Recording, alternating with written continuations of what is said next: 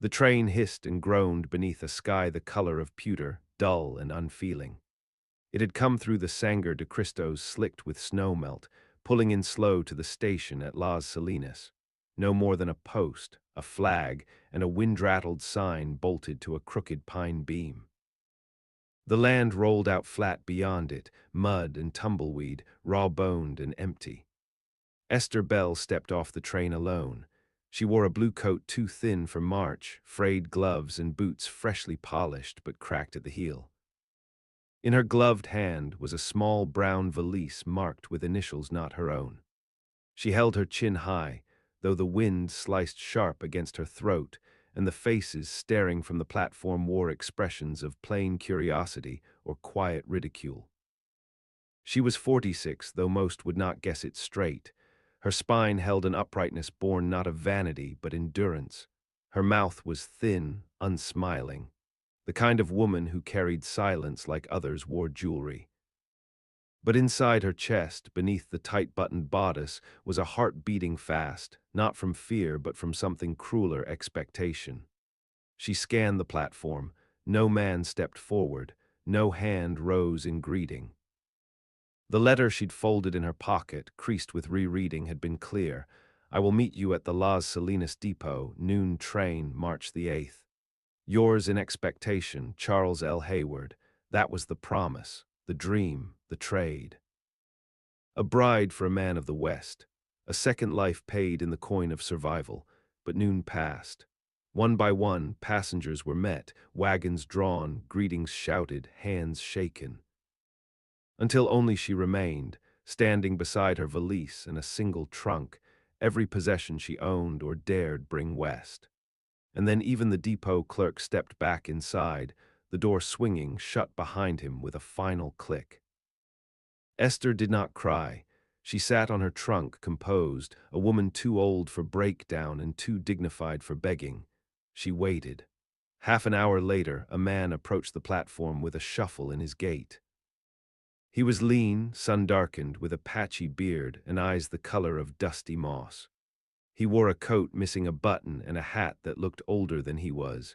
In his hand was a small parcel, twine-wrapped, likely salt pork or biscuits, and he paused when he saw her. "You waiting on someone, ma'am?" he asked. Esther turned her face to him. "I was." He scratched his jaw. "Don't mean to pry, just this train don't bring many strangers." She nodded toward the horizon. "He did not come." "Ah," he sat beside her without invitation, not out of boldness but weariness, the kind of tired that made formality irrelevant. Was he a man from here? "He wrote from Las Salinas. Said he kept sheep east of the mesa." The man gave a short breath through his nose. "Ain't but one sheepman east of the mesa, name of Hayward. If that's the one, I'd say you're better off left." Esther's lips thinned. "He sent for me." "Hayward, a drunk and a liar. I seen him beat a dog half to death because it barked too long, kicked his last hand out in a snowstorm for not calling him sir. I'd say again, you're better off." Esther said nothing. She looked at the man as if weighing him. He didn't flinch. "Name, Tom Garvey, got a place west of here, dry and stubborn, mostly rock, not much water, 3 head of cattle, 2 mules, and a barn that leaks like sin. But I don't lie, and I don't raise my hand to women or dogs." She watched him carefully. "You're not in need of a wife." "No," he said plainly, "but you look like a woman who didn't come this far to turn around." The air stilled between them. "I could make a stew," she said at last. "I know how to keep hens and mend canvas. I don't talk much." Tom nodded. "And I don't expect sweetness or children. I'm 49. What I need's someone who will outlast the wind." Esther stood, straightened her skirt, and picked up her valise. "Then we'll marry before supper." Tom tipped his hat. "There's a preacher in town. Let's walk." They left the station together. Neither looked back. That evening she signed her name in the church ledger beneath Tom's. There was no ceremony, no dress, no kiss. Just a shake of hands, a murmured blessing, and two tired souls who understood that survival sometimes comes dressed as failure, and that mercy can look like a poor man with calloused hands. They rode home in silence beneath a dusk full of crows. And so began the first day of a marriage that was not meant to be love, but would become something harder, deeper, and more dangerous than either could have guessed. The wagon wheels groaned over frost-hardened ruts as they made their way west. The road wasn't a road at all, just a track pressed into the dirt by hooves and hope. Tom let the reins rest easy in his lap while the mules trudged forward, heads down, breath steaming. Esther sat beside him, gloved hands folded in her lap, spine straight despite the jostle of the wagon bed. Her trunk rode in the back, tied down with a frayed rope. She hadn't asked what waited for her. He hadn't offered. It was nearly dark when they reached the homestead. The house stood like a held breath against the flat horizon, 2 rooms, 1 chimney, walls weathered gray and stripped by wind. A single lantern burned in the window, weak against the dusk. A hen coop sagged beside it, half the slats broken. Behind the house, the barn hunched like a drunk in prayer, its roof patched with tarred canvas and hope. "This is it," Tom said. Esther climbed down, the chill biting through her soles. "Where do I sleep?" He didn't hesitate. "Inside in the front room, got a cot there. Mine's in back, stove's in the middle, we'll take turns heating it." She nodded, stepped past him, and opened the door without waiting. Inside smelled of cold iron, tobacco, and dust. A single rug lay curled at one edge. The cot was narrow but clean. There was no mirror, no lace, no suggestion that a woman had ever lived here. Esther set her valise on the cot, removed her coat, and stood a moment in her wool dress, staring at the walls. Tom brought in her trunk, set it down without word, and moved to the stove. Wood stacked out back, water pumps half frozen. "I'll draw it. Supper'll be hard bread and coffee, unless you make something better." "I will." She did. By the time the kettle hissed and the pan spat fat, he had shaved at the basin, and she had rolled up her sleeves. The stew wasn't rich, but it was warm, and it quieted the wind outside.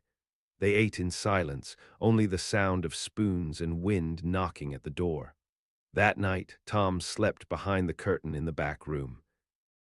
Esther lay in the front, her boots beside her cot, the trunk beneath. She did not cry. She didn't pray either.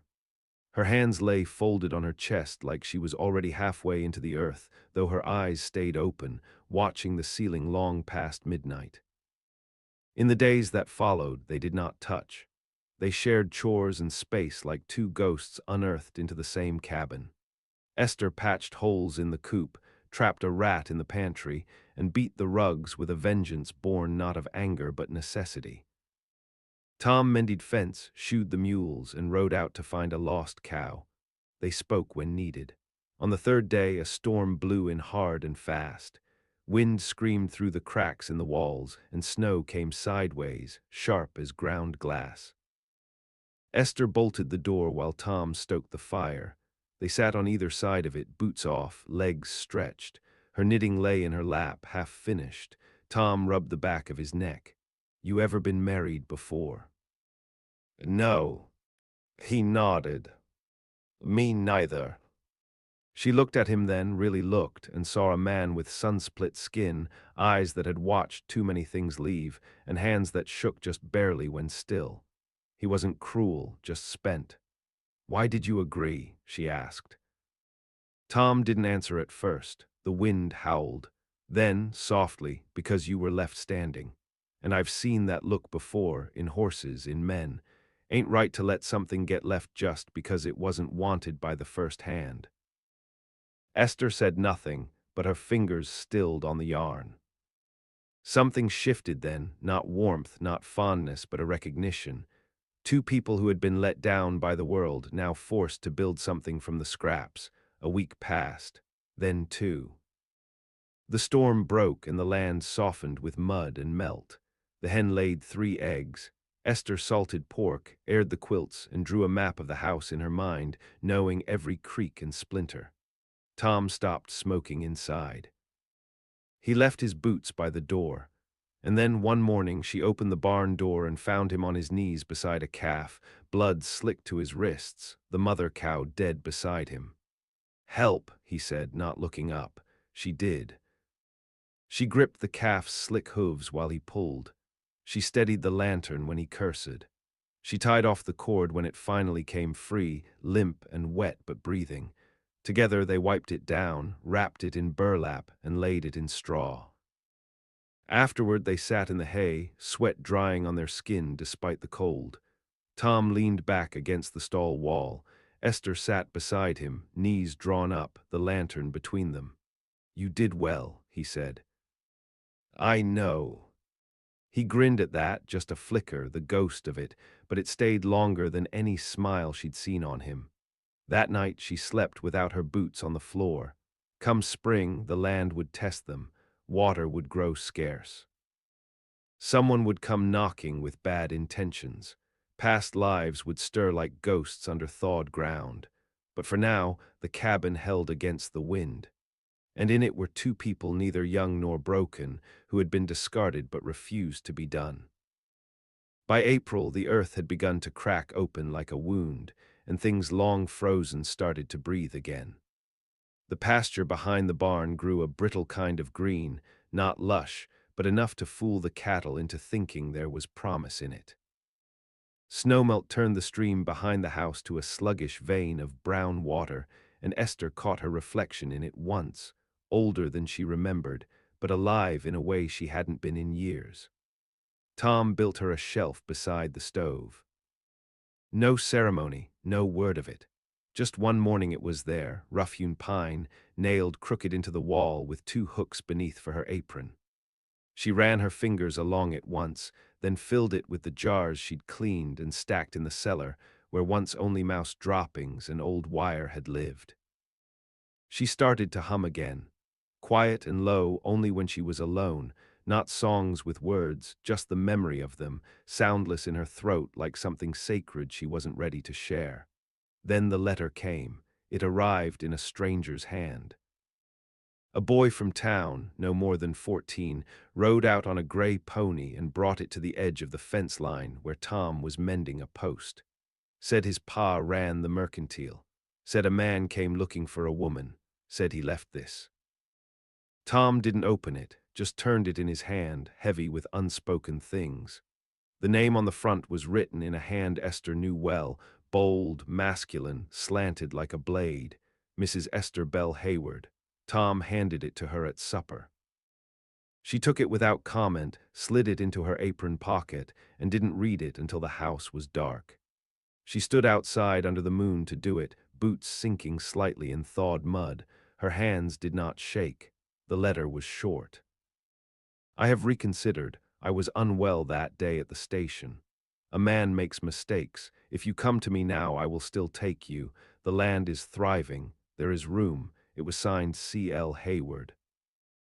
Esther folded it once, then again, until it was no bigger than a postage stamp. She didn't burn it. She buried it beneath the post where the fence had rotted. She came in quietly, washed her hands, and scrubbed the sink until the enamel turned red with the cold. The next morning, Tom looked at her over coffee. "He wants you back." "Yes." "You going?" "No." He nodded once, that was all. After that, something loosened between them. Not affection, nothing soft, but an easing of edge, a turning toward instead of away. They worked side by side more often. She taught him how to mix vinegar with lye to clean rust from the hinges. He showed her how to set traps for the foxes that had started slipping in at night to nose the coop.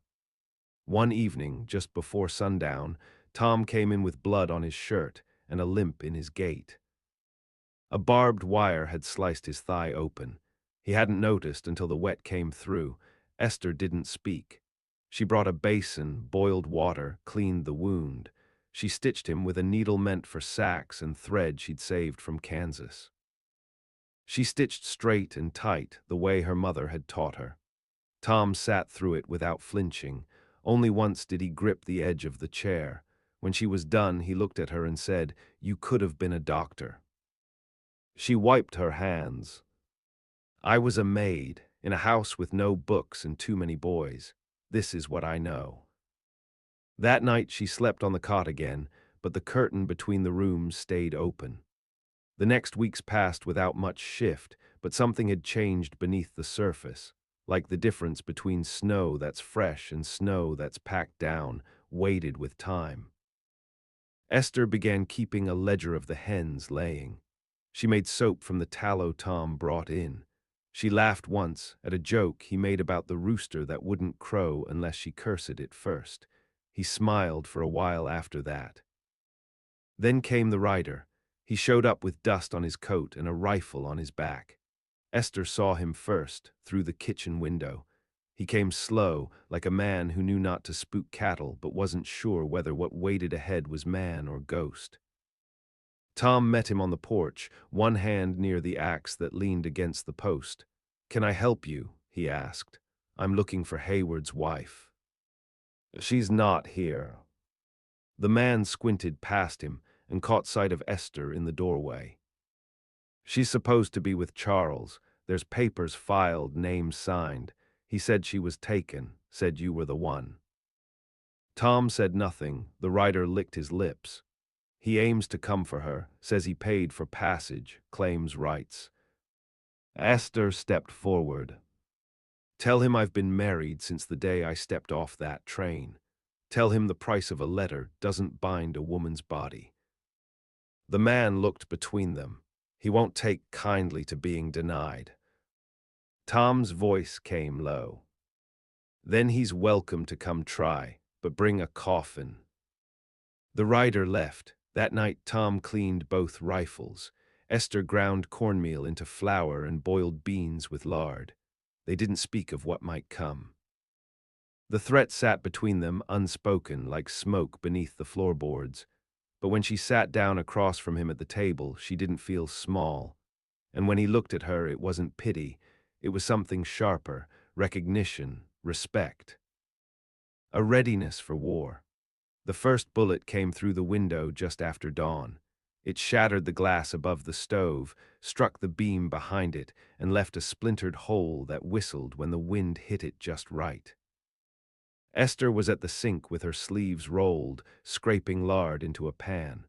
Tom was outside, loading the feed cart. The crack of the shot pulled him down to his knees before instinct could reason. Another followed high and wide into the barn siding. Esther didn't flinch. She ducked low, pulled the rifle from beneath the cot, and crawled to the broken window. Through it, she saw nothing but the scrub brush rippling and the dark shapes of two horses tied off near the dry creek. One rider at least, maybe two. She breathed slow, stood, moved to the front door.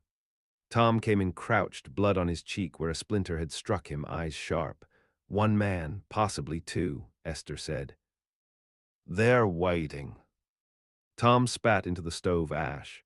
"Hayward wouldn't come himself. He sends men, paid or scared. He's always been a coward." Esther didn't answer. She went to the trunk and opened it for the first time since she arrived. Inside, wrapped in oilcloth, was the second rifle, not new but cared for. Beneath it, a small bundle of cloth. She unwrapped it, one wedding ring, never worn. She slid it into her coat pocket. They took positions. Tom by the west side of the barn, Esther in the root cellar trap door, which opened toward the back. They waited 2 hours in silence. The wind died. A hawk circled high above. When the man came, he didn't come with stealth. He walked open, bold, dragging a broken tree limb behind him like a staff. He was thin, long-legged, with a pistol at his hip and a long scar beneath his left eye. He looked like a man used to women shrinking when he smiled. He called out, "Esther Bell, I've got a letter here says you belong to Mr. Hayward, and you've been misled by a no-good ranch thief." Esther didn't reply. He stepped closer to the cabin. "You got till I count to 10 to come out, ma'am." After that, I'm common in, and I'm not askin' sweet. At 5, Tom fired from the barn. The bullet hit the dirt by the man's boot. He jumped, swung around, pulled iron. But Tom was gone, already shifting to another post. The man fired 3 times into the barn wall, then cursed. Esther rose silent from the cellar door, rifle cocked. The shot she fired took him clean in the thigh. He went down howling, his gun spinning from his hand. She approached without hurry, boots crunching the frost-hardened dirt. Tom came out beside her, rifle in hand, eyes narrowed. The man clutched his leg, bleeding freely now. "You crazy bitch. Hayward'll kill you for this."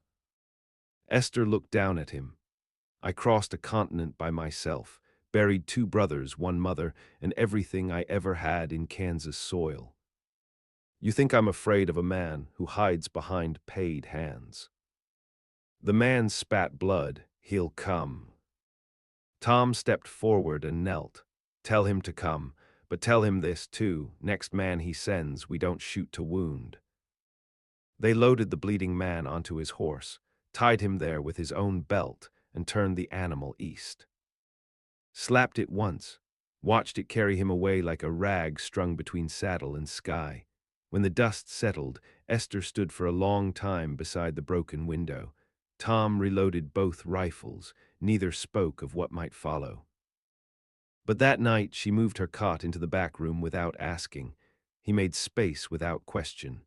In the weeks that followed, they fortified the house, reinforced the door with iron plate, buried traps around the coop, posted a rifle by every window. They built a new fence and strung cowbells along it. Esther began rising at dawn, checking the eastern ridge for riders. Tom learned to listen more than speak. One morning he brought in a letter found tacked to the gate post. "You have stolen my future. You'll pay in blood. This is not over." There was no signature, just a black cross drawn where a name might have been. Esther burned it in the stove and said nothing. A few days later, the creek behind the house ran red with dye. Someone upstream had poured pigment into it, a warning. Tom cursed, rode upriver, found nothing. Whoever had done it left no tracks. Then the chickens began to disappear.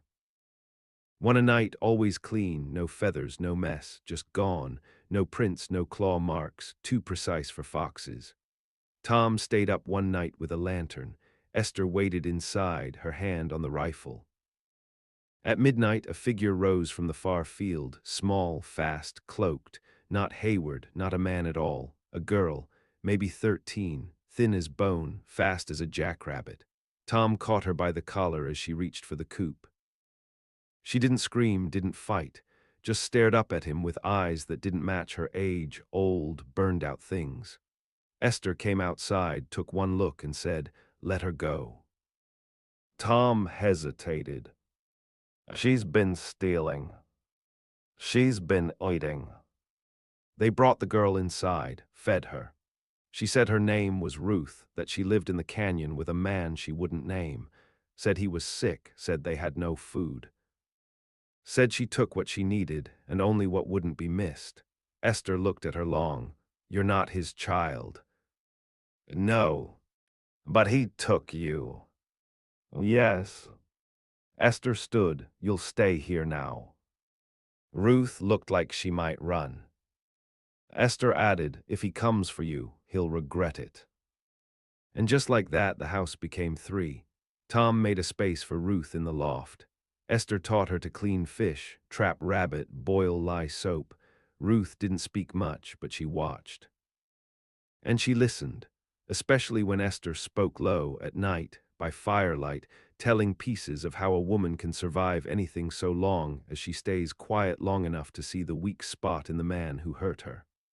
Hayward didn't come that spring, nor in summer, but Esther knew silence was not peace, it was planning. And when he did come, it wouldn't be with words. That summer turned dry and mean. Rain never came in full, only spit from a sky that seemed to watch the land with contempt. Cracks split the garden beds. The hens stopped laying for 2 full weeks.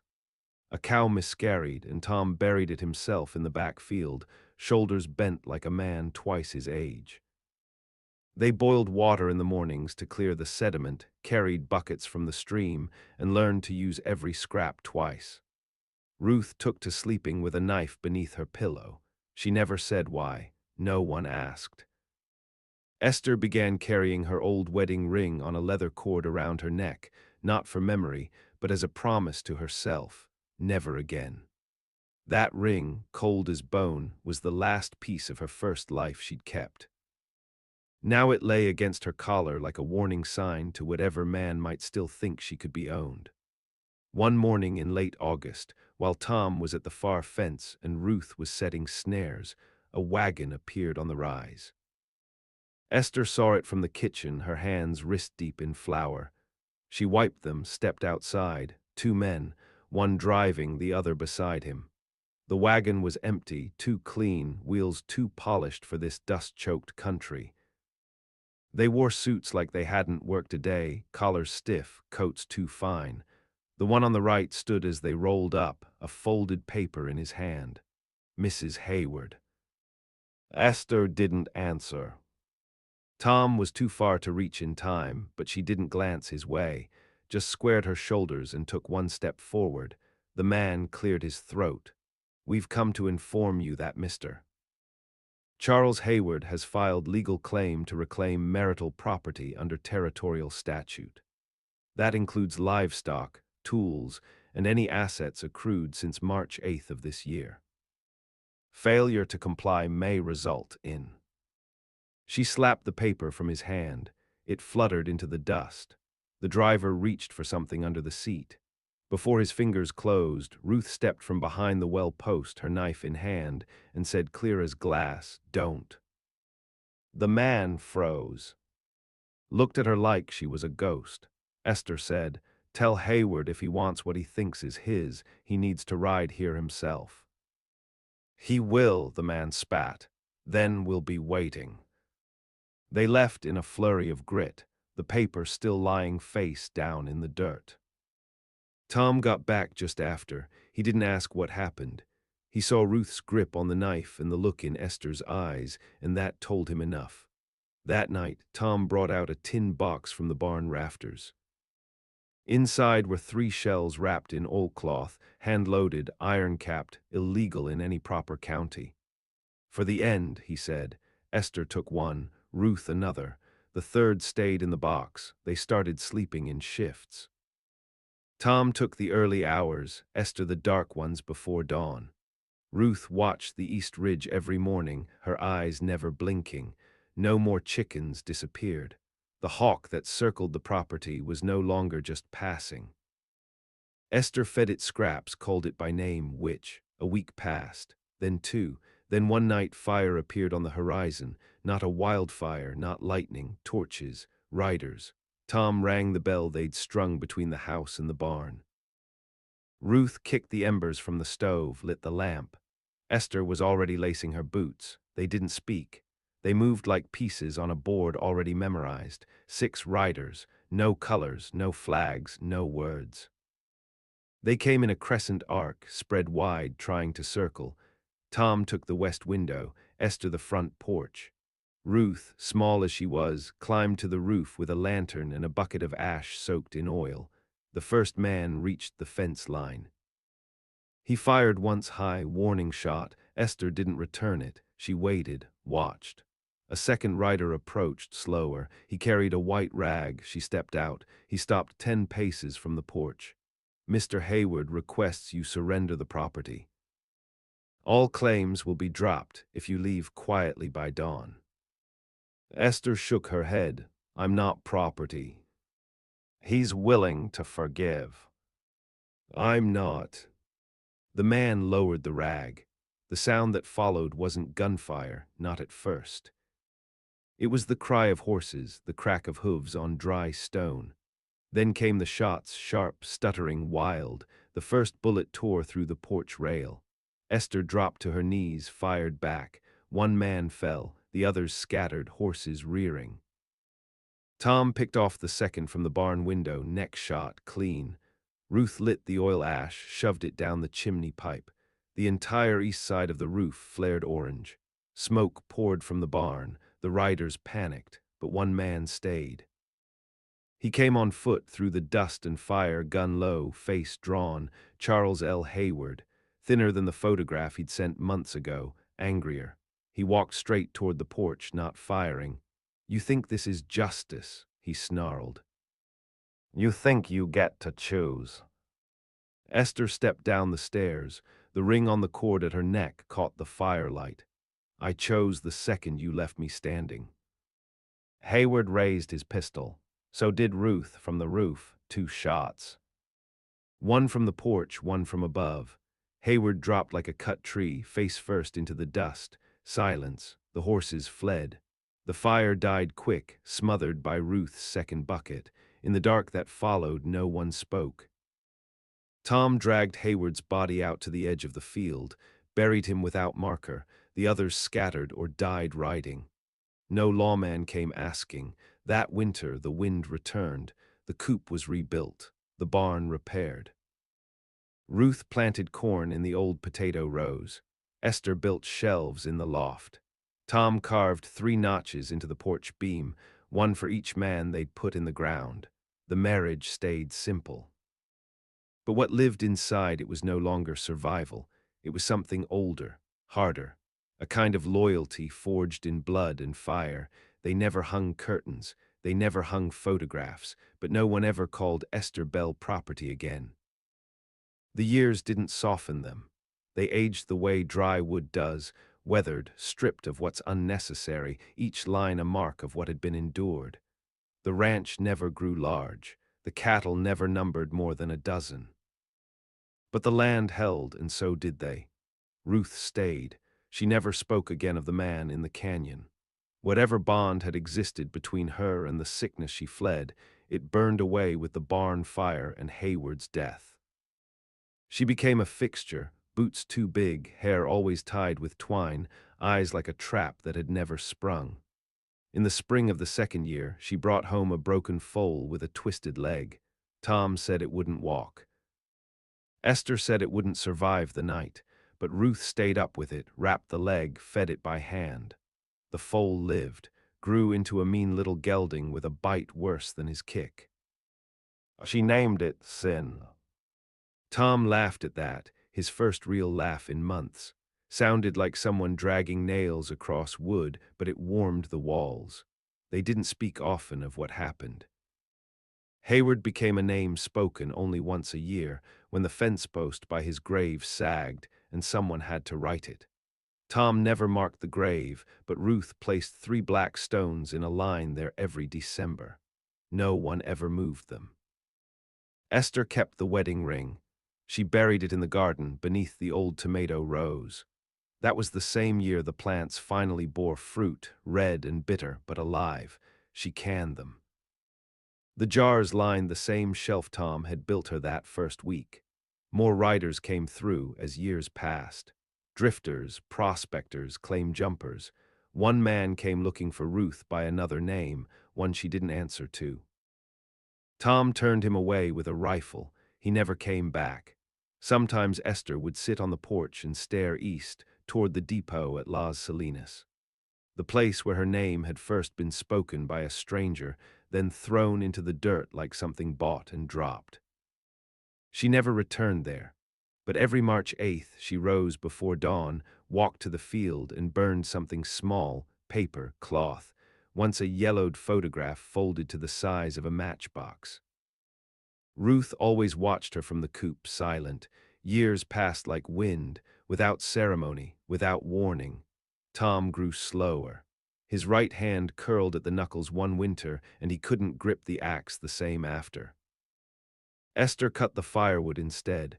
Ruth shoed the mules. Nothing was said. The balance shifted, and no one marked the weight of it. One morning in his 68th year, Tom went out to check the far fence and didn't come back.